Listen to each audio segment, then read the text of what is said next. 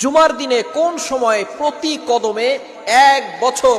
নফল নামাজ পড়া এবং নফল রোজা রাখার সওয়াব আল্লাহ তাআলা তার আমলনামায় দিয়ে দেন। প্রতিটি কদমে কদমে সবচেয়ে ফজিলতপূর্ণ হাদিস, জুমার দিনে এমন একটি সময় রয়েছে যেই সময় বান্দার প্রতিটি কদমে কদমে 1 বছর নফল নামাজ পড়লে, টানা যদি কেউ 1 বছর নফল নামাজ পড়ে এই যে সওয়াব হবে, এবং যদি টানা 1 বছর সে রোজা রাখে এই যে সওয়াব হবে, এই সওয়াব আল্লাহ তাআলা তার আমলনামায় দিয়ে দিবেন। এই সময়টা হলো যেদিন জুমার সময় হবে, আজান দেওয়ার আগেই যদি কোনো মুসল্লি পরিপূর্ণভাবে সুন্দর করে সুন্নত তরিকায় গোসল করে এরপরে সে যদি